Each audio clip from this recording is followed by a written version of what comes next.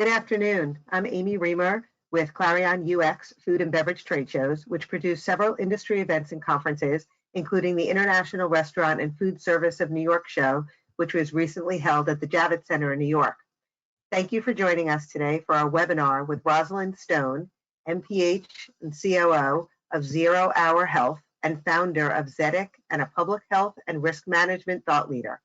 Roslyn is joining us again during this unprecedented time to provide us with a follow-up to her presentation from last week with a COVID-19 update for restaurants and food service, tools for operating safely now and later.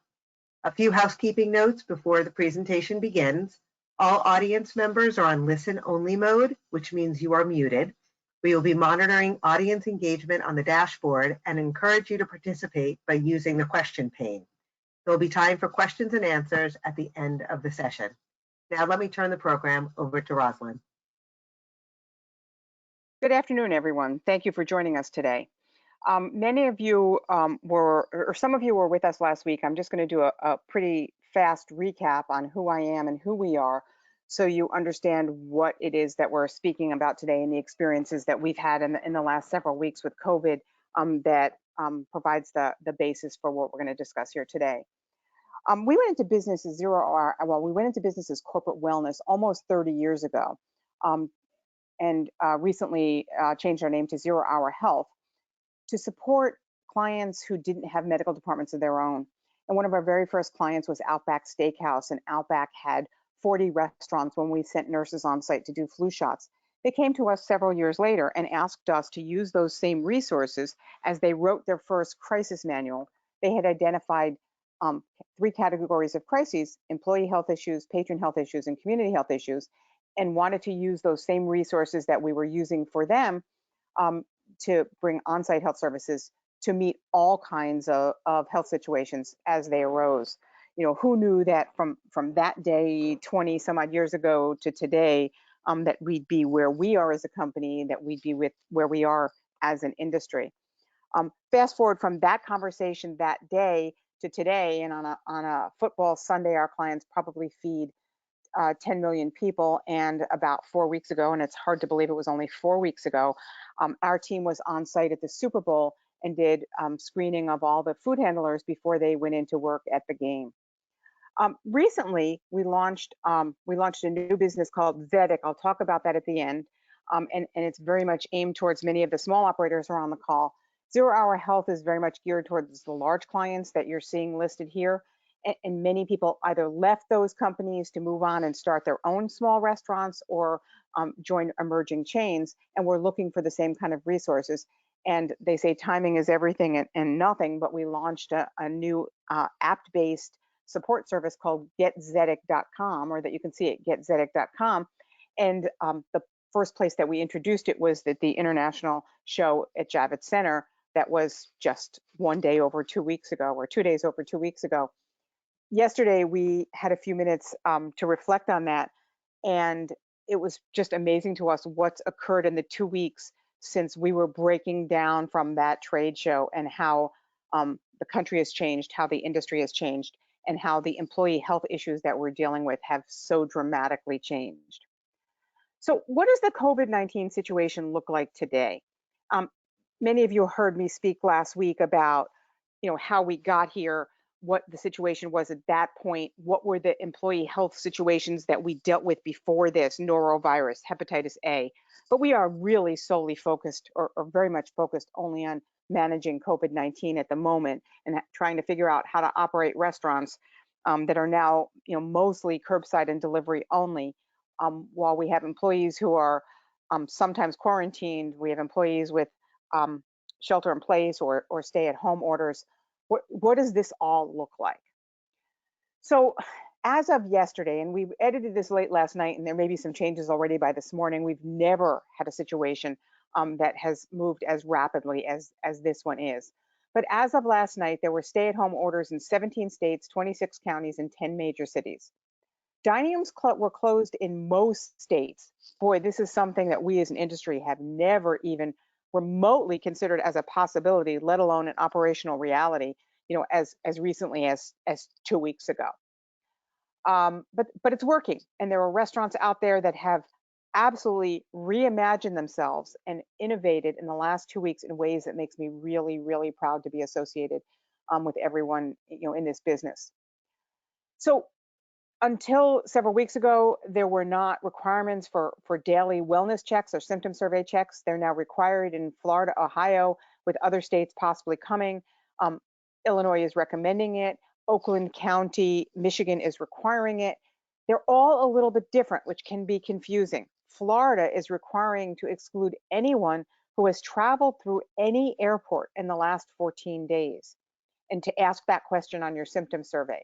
Ohio was recommending taking temperatures. They had to walk back on that because there aren't thermometers available. I'll talk about that at greater length in a few minutes. But if you are operating in Florida or Ohio, it is a requirement that you do symptom checks. It is recommended in California, Illinois, and a bunch of other places.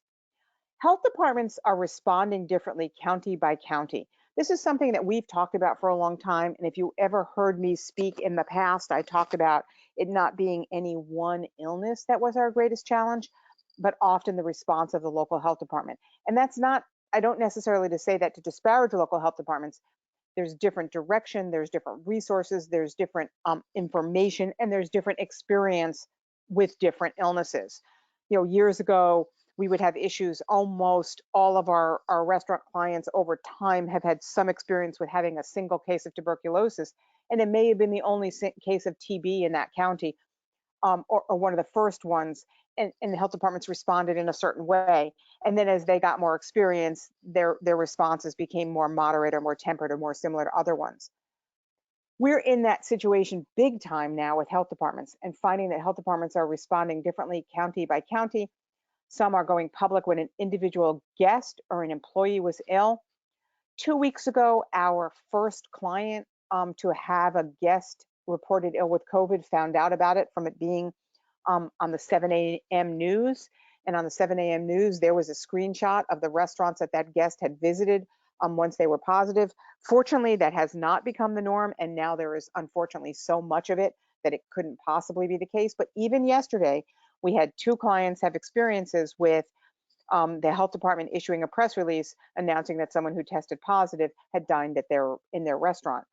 Yesterday, we had someone who went public on the most bizarre situation, which is that they issued a press release about a guest who picked up curbside and tested positive.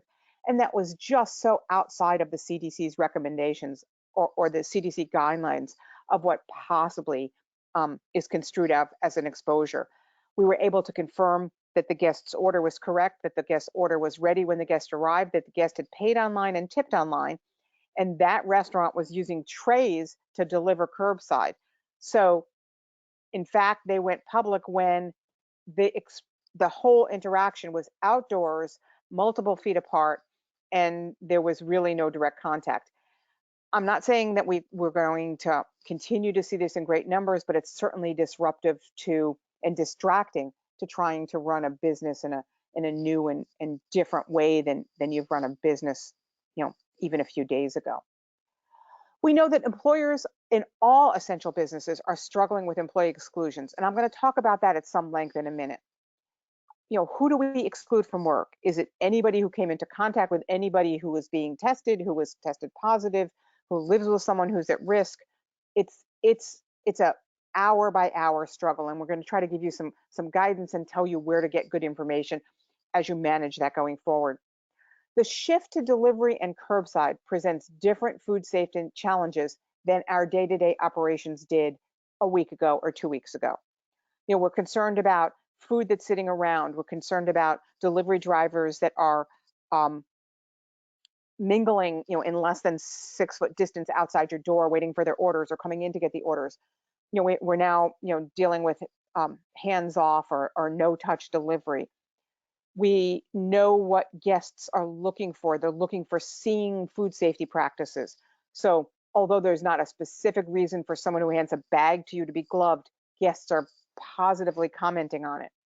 So we're definitely seeing a shift in what those food safety challenges are. We're most concerned about food in the danger zone and food being delivered while it's hot and being consumed while it's still in the um, still in the um, still in the safe zone, or that you have good reheating instructions.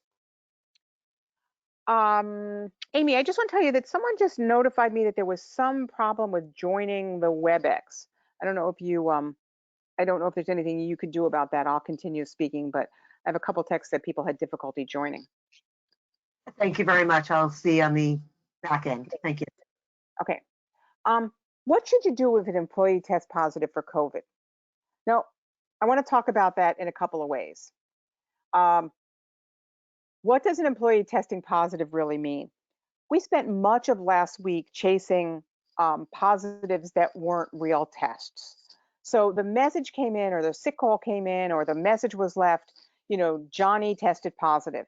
And when we dug further into it, what we found out was that that Johnny actually hadn't been tested, and that situation panned out in a lot of different ways. One was that Johnny's mother's boyfriend was tested, and Johnny had never actually met the mother's boyfriend. Real story, not making that up. The other is that Johnny went to get tested and didn't meet the testing criteria and wasn't tested. So the message was, John tested positive. Well, he wasn't actually tested. However, that doesn't mean we don't follow the same exclusion guidelines, because John may be sick, but not sick enough to be tested in certain jurisdictions. The CDC's guidance currently is that they're testing healthcare workers first, and employee and patients sick enough to be admitted, after that, and then whatever testing is left is open to people who aren't sick enough to be hospitalized. With that said, we're hearing a lot more in the last 24 hours about a lot more people being tested, which is a good thing from an epidemiological perspective, but also that that means we're getting other things happening, which I'll talk about in a minute. If an employee tests positive, or an employee tells you that their healthcare provider has informed them that they're presumed to have COVID, whether or not they were tested, you should act as if they tested positive. You want to exclude any family members, roommates, or romantic partners for 14 days. So if an employee tells you that their family member tested positive, then you also want to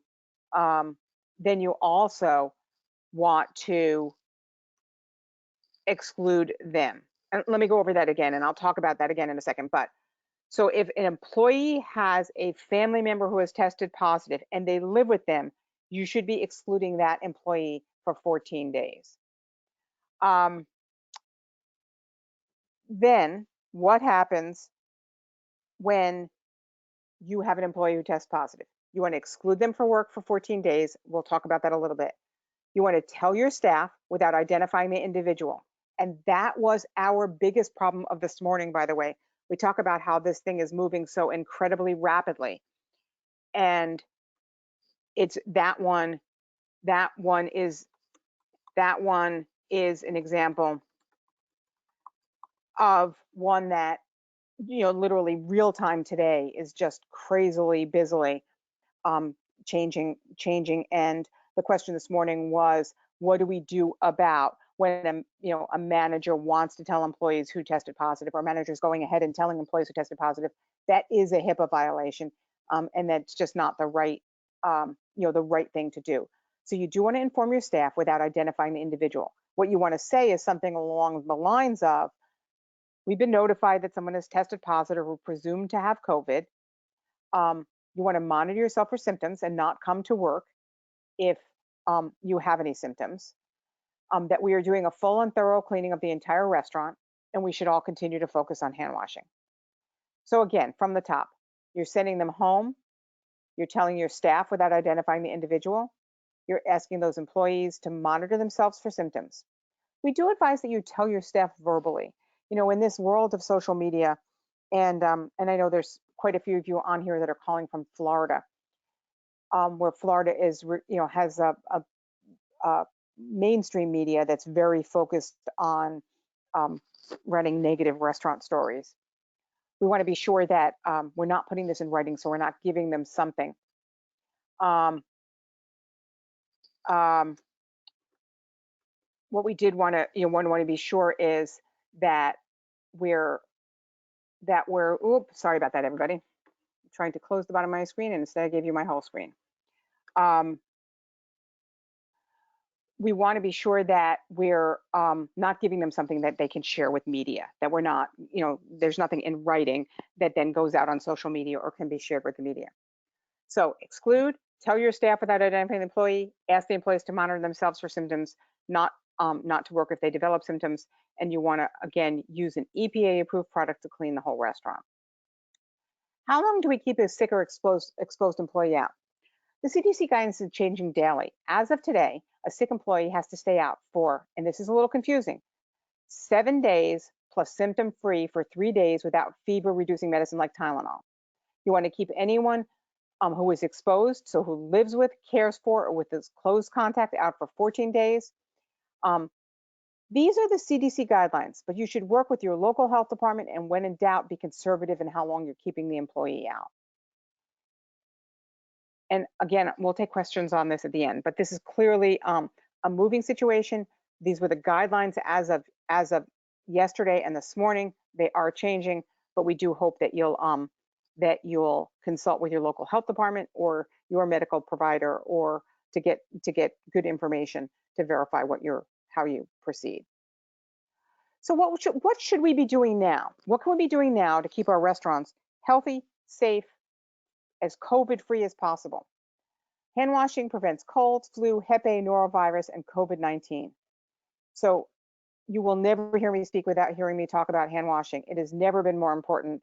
We are not particularly concerned about the shortage of hand sanitizer, because soap and water is what works. We want to be sure that you don't work sick, that you don't let anyone work sick, that no one comes into work unless they've been symptom-free and fever-free for 72 hours. Yesterday, we had a question that came up repeatedly about managers and what happens if a manager is working and they're the key employee and they start to not feel well, or they're due to come in and they don't feel well. Well, what do we do? And the answer is, if you have to close the restaurant, you have to close the restaurant till you get another manager. But that seems to be one of our most significant vulnerabilities right now, is what happens when the manager gets sick.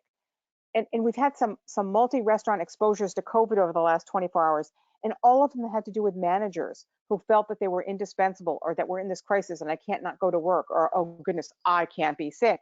Well, yeah, you can be sick, and you can get a lot of other people sick, especially when you're going between restaurants. So making sure that we communicate that message, not to work sick, not let anyone work sick, and us model not working sick. Again, we want to keep sick employees out for a minimum of 7 days, but they need to be symptom-free for 3 days. And we're finding that's a pretty comfortable level, that most people, either they're getting very sick or they're not getting that sick. And many of ours fall in that not getting that sick category, and they feel better in 3 or 4 days. So communicating that minimum of 7 days, but 3 days fever-free without medication is really important. Bathroom cleanliness is more important than ever. Focus on the touch points throughout the restaurant, but particularly toilet stalls, sink, and bathroom door handles, your hand washing sinks. I referred to earlier the EPA-approved list of COVID cleaning products. The good news is that COVID is pretty easy to kill. Many of you saw reports in the last couple of days about how long it may stay alive on surfaces. Those are the longest possibilities. We heard 3 hours in the air, 24 hours on cardboard, 3 days on stainless steel. There was a study that showed that they found live coronavirus 17 days later on the cruise ship that ended up stranded in Japan. That's all a worst case scenario, but the best news is that it is really easy to kill, that it is really easy to wipe off of surfaces with soap and water, or more importantly, with any EPA-approved cleaning product. So hand washing. I will, again, never talk to you without talking about hand washing. So what are some of the other questions that we're getting?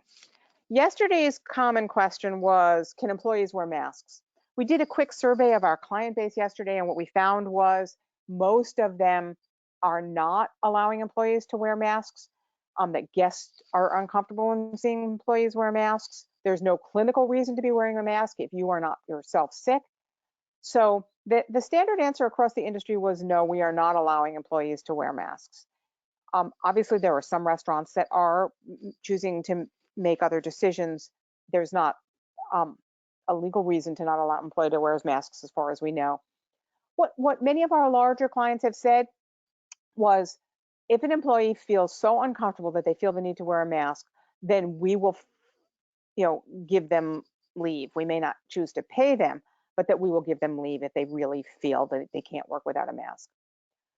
So the question of the hour is, should we be taking employee temperatures? And boy, this has had more discussion over the last week or 10 days than one can imagine. The governor of Ohio tweeted out a requirement that employees needed, particularly in restaurants, couldn't work without having their temperatures taken, and then, had to walk back on that within a matter of a couple of hours for a number of reasons.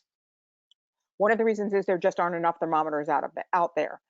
But the second is that there's a fairly significant percentage of people who are sick with COVID who are either asymptomatic or don't have a fever. And then last but not least, we do not want to put your manager in the situation of having to be face-to-face within 6 feet of an employee to take their temperature.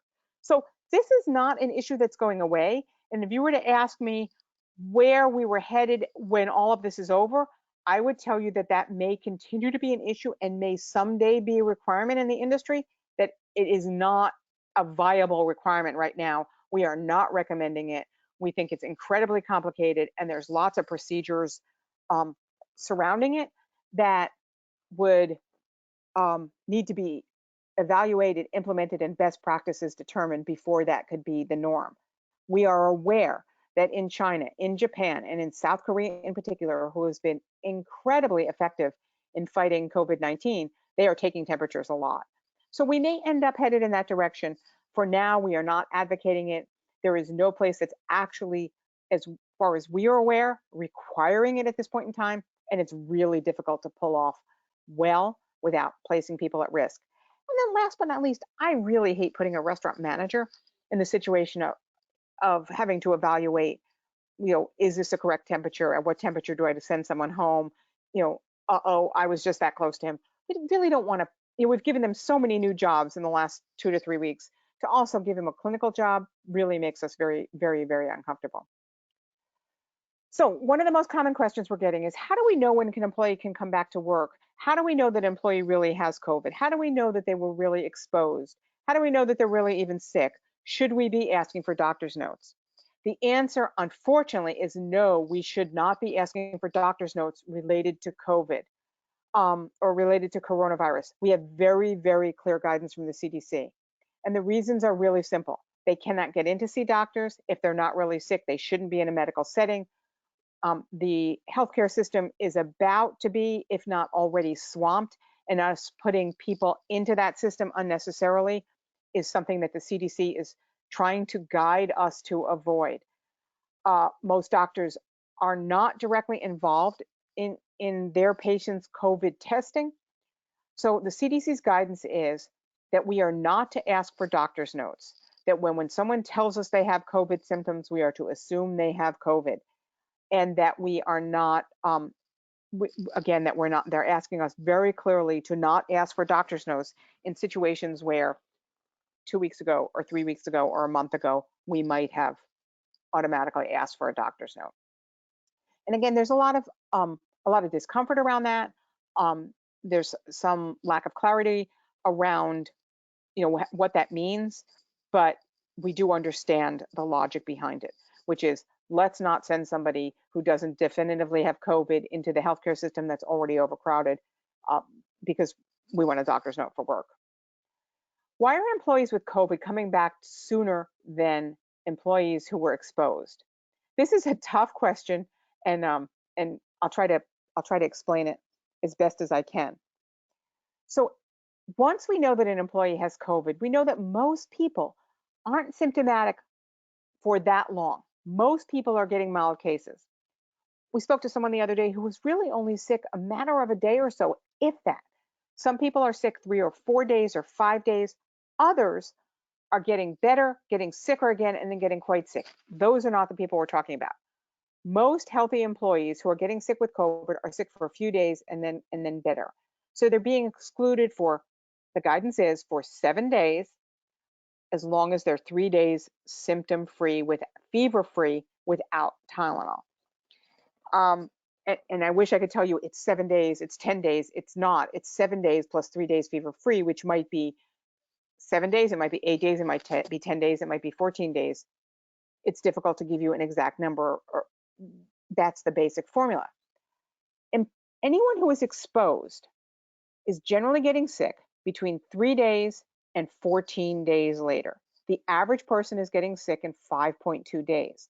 But since we don't know why some people are closer to 14 days and why some people are closer to 3 days and why the average is 5.2 days, we're following the guidance of, when you've been exposed, you must self-quarantine for 14 days. So again, employees with COVID may be coming back to work sooner than employees who were exposed and never got sick. Unfortunately, that's the reality. And again, I imagine some of you may have questions about that at the end, and I'm happy to answer those questions.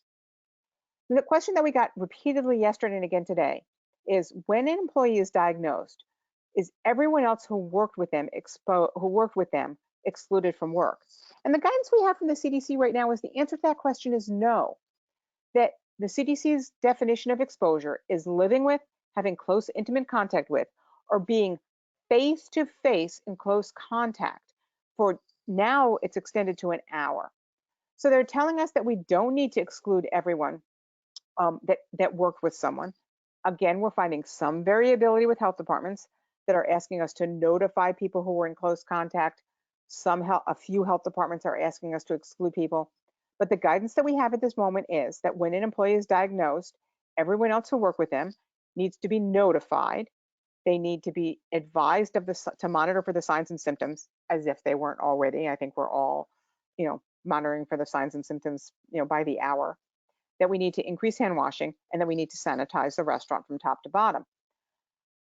But they are not excluding everyone who worked with them. Now, we know there are certain circumstances that we're uncomfortable with. We were in a restaurant the other day where the kitchen was probably 400 square feet with 6 people working in it. That may be one that we have to take a closer look at, and that you might need to get some guidance from your local health department or your medical advisor, because they may be in a confined space. The good news is that we have excellent air exchanges, that most restaurants, most kitchens with big hoods have air exchanges that are above the 6 air exchanges per hour, that make it difficult for airborne diseases to be transmitted. And many kitchens have air exchanges that are 12 air exchanges per hour and above. There was a suggestion that if there's an outside door, and this is again contrary to what your local health department normally would advise you, we would suggest that you, in a tight kitchen with a small space where there's concerns about the air, to prop open the outside door. We know that causes rodent issues, that the health department doesn't necessarily like that. So can't give you direct guidance with regard to that, but that was a suggestion that came across our radar yesterday. That also leads to, how do we socially distance in small kitchens? It's challenging. If you can spread people out, you have empty dining rooms. If you can send people outside into the dining room to prep instead of in the kitchen, we have more space right now than we ever had before, and we should be sure that we use it. And if there's a way to spread people out so they're not on top of each other in your small kitchens, or they're not on top of each other in lines, and that you're using spaces that normally may be reserved for other things, or where guests normally may be, that may be something to seriously consider at this point in time. And last but not least, the question that we get over and over again is, when will this end? And we wish we knew the answer to that. There's some really encouraging news. I'm in New York, and there was somewhat encouraging news last night and this morning in New York, where the infection rate did not double in 2 days. It doubled in 4 days compared to a few days ago. And that there's some really positive research being done in real time at Mount Sinai Hospital in New York, where they're hopefully injecting the antibodies of recovered patients into the transfusing antibodies from recovered patients into patients who are critically ill, and they're really hoping that they're going to have some success with that clinical trial that's being done in real time. It's really exciting that there's a lot of stuff like that happening out there, and that gives us hope that that we're going to turn a corner soon. Do I agree that Easter is a realistic time frame? Absolutely not. We're not seeing any indicators that that would be the case. But do we think that there's light at the end of the tunnel, and that we'll see us hit the top of this epi curve and start to head down the other side in this cycle soon? Yes, we are hopeful about that. I just want to give a two-minute plug for Zedic. Zedic is an app that we created that provides access to our team 24/7. We again rolled it out just before this, and unfortunately, many of the clients that it was targeted for are either closed or operating on such limited operating procedures right now. Through the app, you get our public health alerts. You can chat with us 24/7. You can have access to our knowledge base, which includes tools like a COVID sanitizing punch list, symptom surveys, action plans, and whatever you might need in real time to operate under this situation, or when this passes, to handle whatever else comes at you. We're usually dealing with Hep A and norovirus. And for those of you who were at the New York show and those who weren't, there was a discount code from the show, which gave you a very significant discount on it. The discount code is SHOW. Please feel free to use it at getzedec.com. Amy, I'm going to turn it back over to you with questions. Wonderful. Thank you so much, Roslyn, for this terrific presentation. We really appreciate you sharing your expertise with our audience. I do want to let everybody know that we have recorded this presentation, and a link will be sent out to everyone who has registered, as well as those who have attended, so you can certainly download that. Here at Clarion UX Food and Beverage Trade Shows, we also have created an industry resource page at foodandbevshows.com. that will have this presentation, as well as other resources for everybody to stay up to date as to what is going on with COVID-19. We do have another webinar that is planned for tomorrow and several for next week. So we invite you to that website to review those. Tomorrow's webinar is with David Scott Peters, who is going to be talking about creating your cash flow plan to ride out this pandemic. So we do have a few questions. I do invite others to type in the question pane if you do have questions. So one, Roslyn, is some states are on shutdown and saying that only essential employees can go to work. Do all food and restaurant employees count as essential, and could that potentially change? Oh, good question. At the moment, we believe that all food and beverage employees count as essential. We are not aware of any state that's not allowing that. There are some silver linings in that right now. I live in New York, that's now allowing liquor delivery with your food deliveries. That was something that was highly regulated in New York before this past week. We're going to try that later in our house. But we are not aware of a single state that is not allowing food and beverage workers, or considering food and beverage workers as essential workers. There are restaurants that are still, there are states that are still allowing dining room seating, although most of them are requiring it to be at maximum of 50% of capacity. Do we see it changing? You know, that's a really good question, and a question that sort of came up for the first time yesterday or the day before. It's possible that if we do not see an improvement, or that we see people not effectively socially distancing, you know, related to restaurants, that we might see it change, or we might see it get stricter. But the grocery delivery services are overloaded, and it's a way that a lot of people are getting food, and it's a way to break up the day. So, and it's a way to keep the industry going. So I don't necessarily seeing it change, as long as people are being socially responsible, both about how restaurants are handling curbside or delivery, by how guests are behaving. You know, there were some pictures, the reasons that those shutdowns happened in New York, in Vegas, in other places, that we saw pictures from just a week. It's hard to believe that it was just a week ago, where there were crowds on the Strip, and there were, crowds in outside bars that were supposed to have 50% capacity in New York. So we hope it doesn't change. We think that there are states that may feel the need for it to change if they don't start to see real cooperation. Thank you. Next question is, does any soap and water work, or does it have to be antibacterial soap?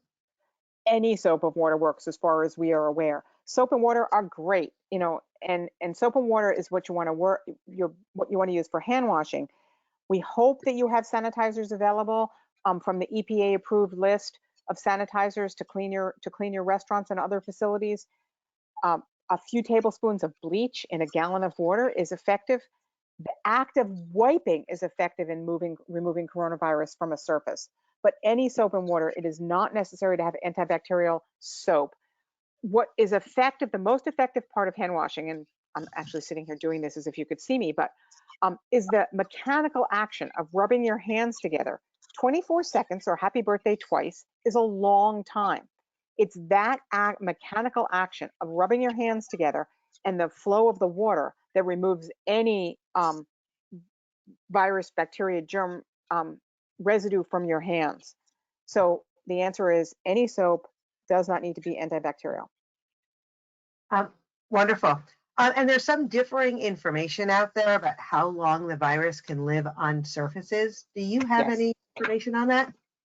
Well, yes, we are privy. We were privy to be for the CDC to send us a study that's going to come out in JAMA this coming week that was done out of University of Utah that showed that it stayed in the air for 3 hours, that it stayed on cardboard for up to 24 hours and stayed on hard surfaces like stainless steel, other things we have for kitchens up to 3 days.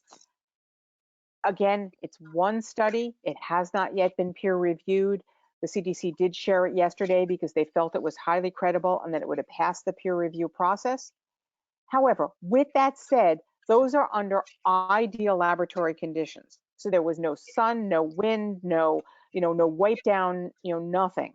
And feel that the real viable time is less than that. But those were the laboratory reproduced lifetimes in this study out of University of Utah that will be in JAMA later this week. Okay. Great. We talked about monitoring people who are sick. Should restaurants be excluding employees who have a cough? Oh, good question, and a question we got a lot. Well, let's talk about the time of the year it is. Here we are, at the end of March, going into the beginning of April. In the Northeast, we had a very mild winter, which means that spring is blooming much earlier. So we have allergy season. You are much more likely to have a common cold than you are to have COVID, fortunately, at this point. So we have asked the question, is the cough new? And if someone has a new cough, I would exclude them until we find out whether or not other symptoms develop. We understand the COVID cough is a little different, that it's not a cough high in your throat. It's not a nasal drip kind of cough. It is a chest cough. But with that said, if someone has a new cough and they don't have a history of asthma or allergies, they don't have, this is not somebody who is a smoker that has a lifelong cough. I spoke with the VP of HR of a major restaurant group yesterday who said to me, I've coughed since I was, I've literally had a cough since I was 9 years old. Can I go to work? And the answer in that case was yes. He had no other signs and symptoms. But if someone has a new cough, you do need to be concerned that it's the first sign of COVID or a mild case of COVID. So again, someone who's coughed for years, somebody who's got a smoker's cough, somebody who's asthmatic and has an asthma cough, and it hasn't changed, then we would not exclude. Then we at 0 Hour Health or Zedic would not exclude that employee. Great. There's a new question. Is quaternary ammonia as effective as bleach, or should I consider switching to bleach? Good question. So we do believe that quat is effective against COVID. Again, I would go to the EPA website, find the EPA approved list of COVID sanitizers, and check the actual brand name of your product against that list. Bleach is a good cleaner. I want to throw out one other concept right now, which is that in the past week, among our client base, We have had 2 confirmed norovirus outbreaks, and we have had 2 cases of hepatitis A. And quat does not kill either of those. So if you have access to a different sanitizer that will also make sure that you don't have a different or another headache on your hands, which is either norovirus or hep A. Norovirus is here year round now. There used to be a noro season and now there's not. And we as an industry have been dealing with a hepatitis A outbreak for over 2 years now. You should consider a different sanitizer that would also help protect you from those. But again, check your brand against the EPA list. Great. You talk a lot about monitoring employees. How are companies working with outside delivery services of food? Are they being monitored at all? That's a good question, and I don't have a direct answer to that. That's a very good question. It's the first time we've been asked that question. We are less concerned, especially now with hands-off delivery. We are less concerned about the person who handles your bag, who handles your wine bottle. What we know about COVID is that most of the transmission happens person to person. So even though we've heard all this information, this new information about how long it lives on surfaces, and how the cruise ship was still infected, 17 or 19 days later, the way that most people are getting COVID, and this is way up in the 90-something percentile, is person to person. So am I concerned about the Grubhub Seamless or Caviar driver that shows up at my door and leaves the bag outside the door? No. Am I taking the food from the bag and washing my hands before I eat? Am I washing my hands before I eat all the time? Especially now, yes. But I'm not specifically aware of how they're monitoring the health of their people. I will certainly ask that question and include that in our next question list. But again, we are way more focused on person-to-person transmission. And if your delivery person is picking up, leaving it outside your door, you as a guest don't need to be concerned about that. You as a restaurant need to be controlling the traffic of who's coming in to pick up your orders carefully and keeping those people 6 feet apart and 6 feet from your people. Great. Hopefully, all of this, restaurants will be able to go back into business in the next months or so. Would you have one lesson learned through this entire outbreak that people and restaurant owners should be implementing when they do go back to work? Yes. The restaurants that had excellent employee health and food safety practices before this were incredibly well prepared for COVID. There are a couple of restaurant chains out there in the country that really had to do minimal adjustment to their employee health or their food safety practices, when COVID was here. They were doing employee wellness checks every day. They were having, good exclusion policies. They had tools like, tools in their toolkit like us to call and get good medical advice. We think that those are the lessons learned here, which is to be sure that the tools that you've identified and needed through this are available to you going forward, because there will be something else down the road. We thought norovirus was, going to decimate the industry, back in 2015, and then Hep A came along and we had restaurants that lost 70% of their revenue, when a single Hep A case ended up on the news, and now we have COVID. So the lessons learned are, build your toolkit, look at the tools that you need now, and make sure that the day this is over, you don't, just go back to being so happy you can open, and the surge that we expect when everybody, is released from their homes and can't wait to go out, and go out to eat, to make sure that we're building these employee health and food safety practices, building them, keeping them in place, using them to make us stronger so that we're prepared for what comes at us next, because something will come at us next. Wonderful. Well, I just wanted to mention again that everyone who had registered for this session will receive an email with the link to the session, and will also be up on our website, which is foodandbevshows.com, and we will send that out again. And that was our last question. So I wanted to thank you again, Roslyn, for taking your time, and thank everybody on the call for being with us this afternoon. Thank you.